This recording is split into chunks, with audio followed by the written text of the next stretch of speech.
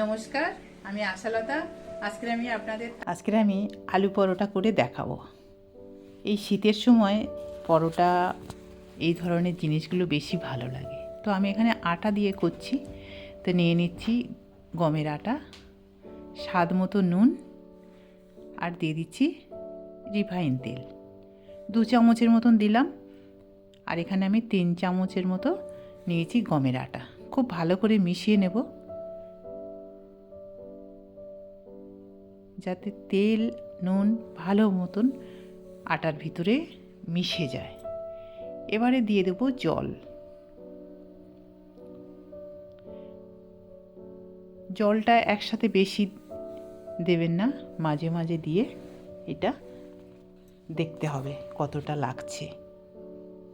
এইভাবে দিয়ে আমরা খুব ভালো একটা আটার ডো বানিয়ে নেব। তো দেখতে পাচ্ছেন আমার আটাটা ঠিক কত নরম হয়েছে। ঠিক এরকমই করতে হবে, খুব নরম না আর খুব শক্ত নয়। তো এবারে একটু উপরে তেল লাগিয়ে একটু এটা রেখে দেবো ঢাকা দিয়ে। 10-15 মিনিট রাখলে এটা খুব ভালো সেট হয়। এবারে এদিকে আমরা আলু পরোটার জন্য আলু তো লাগছেই। তো এখানে আমি 4টে আলু নিয়েছি, আর এর মধ্যে আমি দিয়ে দিচ্ছি জল। জলটা আলুটা মোটামুটি একটু ডুবে থাকলে ভালো হয়। আর নুন দিয়ে দিচ্ছি স্বাদ মতো, দিয়ে এইটা এবারে আমরা সিদ্ধ করে নেব। তো এখানে আমি 2টো সিটি মেরে নিয়েছি, নিয়ে আলুগুলো সিদ্ধ করে নিয়েছি।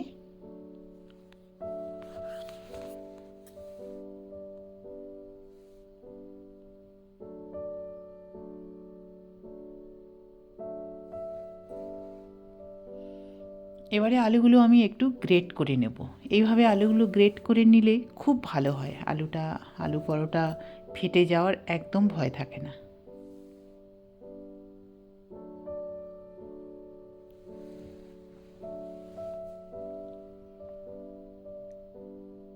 তো এইভাবে আমি সব আলুগুলো গ্রেট করে নেব।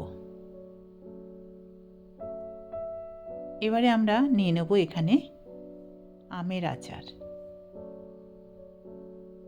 তো এই রেসিপিটা আপনারা আচার দিয়ে করে দেখবেন আলু পরোটার মধ্যে। এমনি তো আচার দিয়ে খেতে ভালো লাগে, কিন্তু আমি এখানে আচার আলুর সাথে মেশাবো। তো এখানে কিছু লঙ্কা নিয়েছি আর রসুন।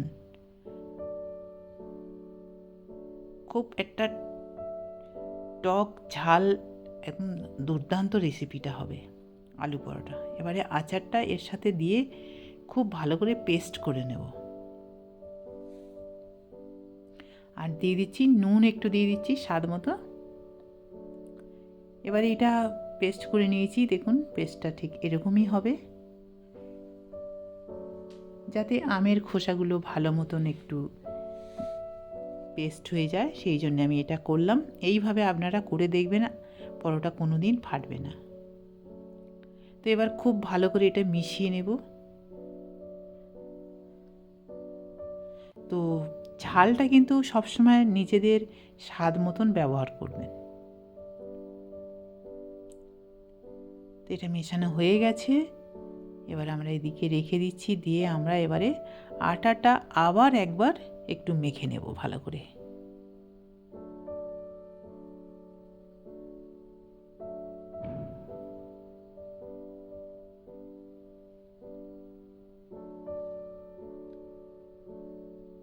এবারে আমরা নিজেদের পছন্দ মতো লেচি কেটে নেব। তো পরোটা সাধারণত একটু বড় হয়, রুটির থেকে একটু বড় হয়, যেহেতু আলুর পুরটা ভরা হবে। তো সেই জন্য একটু মোটাও করা হয়।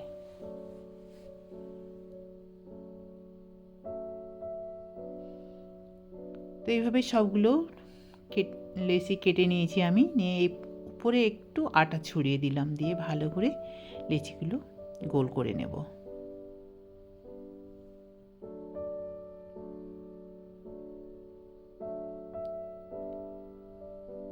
এবারে পুর ভরে নিতে হবে। তো বাটির আকারে এই আটাটা করব, তাও ভিতরে একটু আমি আটা দিয়ে দিচ্ছি, তাহলে খুব সুবিধা হয় কি আলুটা আর বেরোবে না। অনেকে আলুটা একটু ভেজে নেয়, কড়াইয়ে, কিন্তু আমি ভাজছি না, একদম সরাসরি এর মধ্যে দিয়ে দিচ্ছি। তো সেই জন্য একটু আটা দিয়ে দিয়ে এটা বাটিটা বানিয়ে নিয়েছি।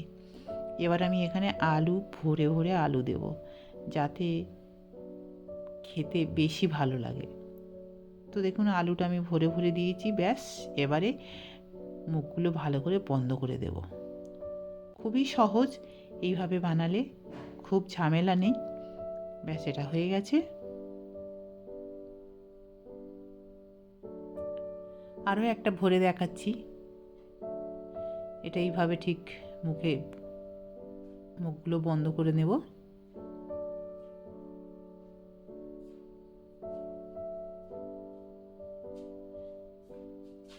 ব্যাস, এটা আমি দুটো দেখিয়ে দিলাম। এবারে আমরা এটা বেলে নেব। তো আমি এখানে তেল দিয়ে বেলছি, আপনারা পারলে এখানে আটা দিয়েও বেলতে পারেন। তবে তেল দিয়ে বেললে পরোটাগুলো অত ফাটে না, খুব ভালো থাকে, আর বেলতেও খুব সুবিধা হয়। আপনাদের যেটা সুবিধা হবে সেই মতন আপনারা এই পরোটা বেলে নেবেন।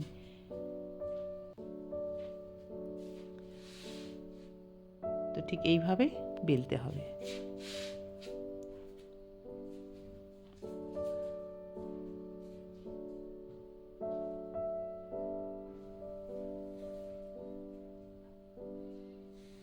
একদিক উল্টে পাল্টে ভালো করে ভেজে নেব।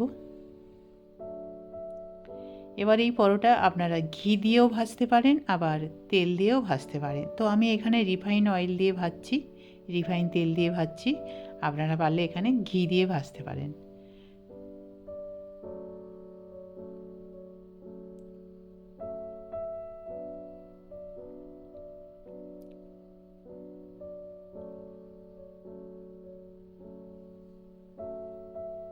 তো এটা উল্টে পাল্টে খুব ভালো করে মুচমুচে করে ভেজে নিয়েছি।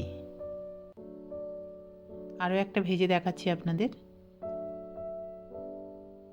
একদিকটা যখন দেখবেন কালার চেঞ্জ হয়ে গেছে তখনই উল্টে দেবেন।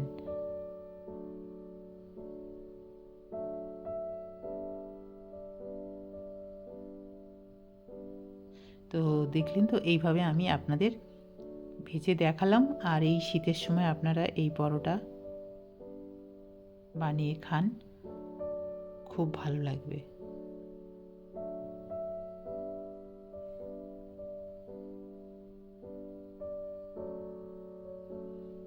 তো এইভাবে আমি সব পরোটাগুলো ভেজে নেব।